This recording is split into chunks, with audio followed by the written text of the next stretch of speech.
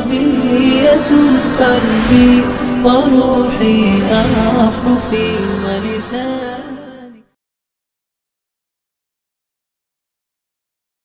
بسم الله الرحمن الرحيم.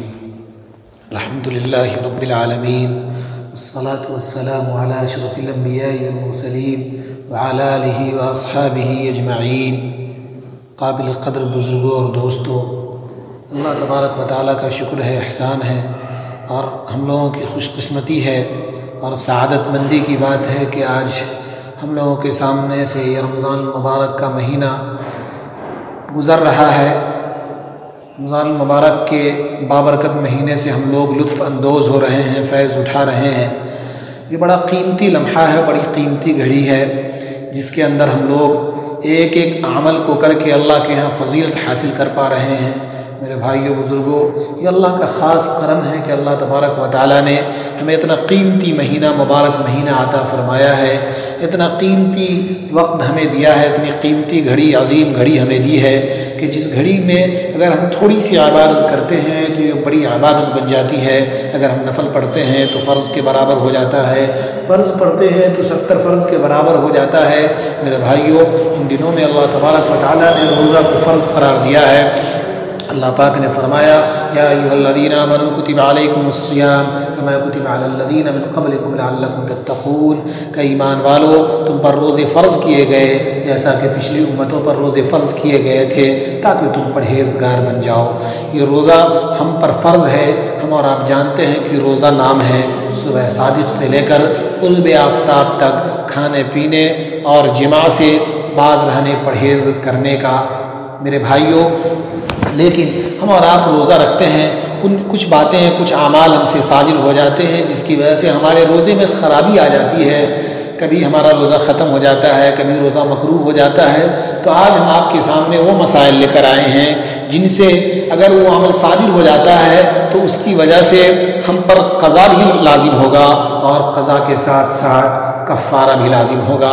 ایک حدیث کے اندر اللہ کے رسول جناب محمد الرسول اللہ صلی اللہ علیہ وسلم نے ارشاد فرمایا کہ اگر کوئی آدمی بغیر کسی مجبوری کے، بغیر کسی بیماری کے اگر رمضان المبارک کا ایک روزہ جان بوجھ کر چھوڑ دیتا ہے تو اگر وہ پوری زندگی روزہ رکھے، پوری زندگی روزہ رکھتا رہے تو اس کا بدلہ نہیں ہو سکتا.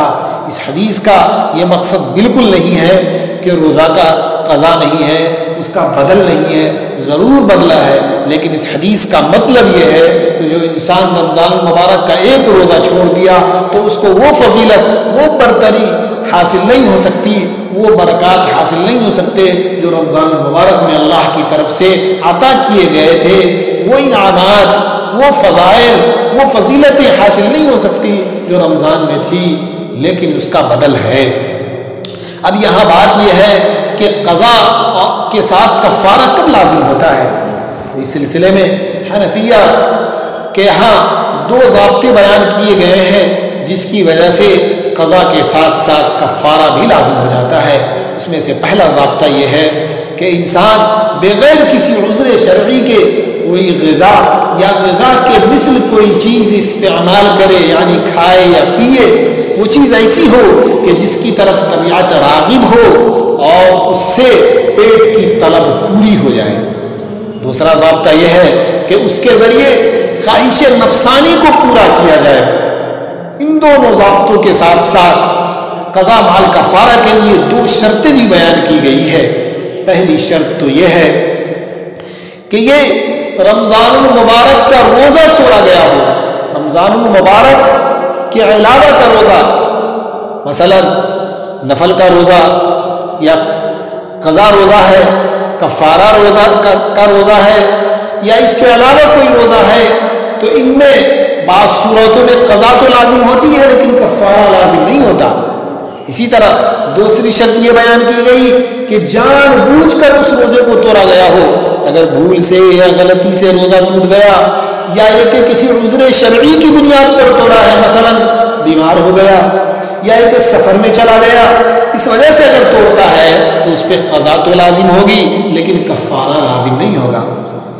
وہ آدمی جس کے اندر روزے کی تمام شرطیں پائی جاتی ہیں، مثال کے طور پر وہ صبح صادق سے پہلے روزے کی نیت کر لی، اب وہ دن میں جان بوجھ کر اپنے پیٹ میں ایسی چیز داخل کرتا ہے جس سے اس کو نفع حاصل، جو کھانے کے قبیل سے ہے یا دوا کے قبیل سے ہے، جس سے اس کو نفع حاصل ہوتا ہے، لذت حاصل ہوتی ہے، جس کو سلیم الطبع انسان استعمال کرنے سے نفرت کرتا ہے، یا یہ کہ وہ صحبت کرتا ہے یا غلام بازی کرتا ہے، تو اس پر قضا کے ساتھ ساتھ کفارہ بھی لازم ہوگا۔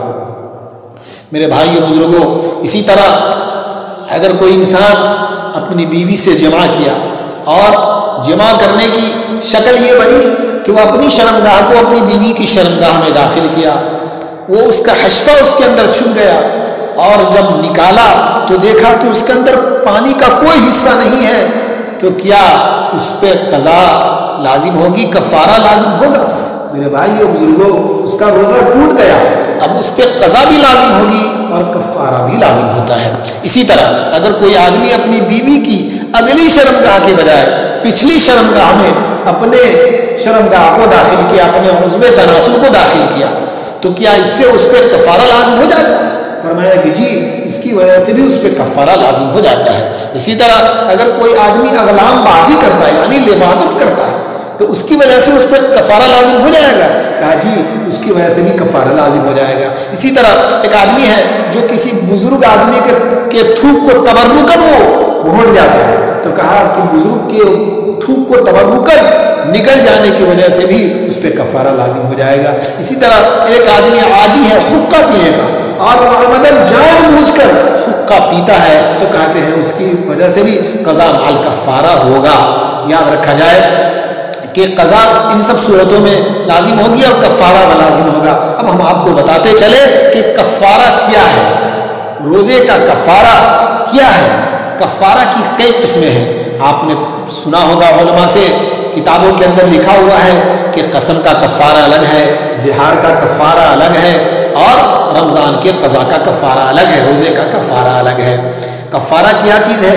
ایک آدمی، ایک حدیث کے اندر ذکر ہے، حضرت ابو ہریرہ رضی اللہ تعالیٰ عنہ راوی ہے، وہ فرماتے ہیں کہ میں ایک مرتبہ جناب محمد رسول اللہ صلی اللہ علیہ وسلم کے یہاں تھا، تو اتنے میں ایک سائل آیا، انہوں نے عرض کیا یا رسول اللہ میں ہلاک ہو گیا، یا رسول اللہ میں ہلاک ہو گیا۔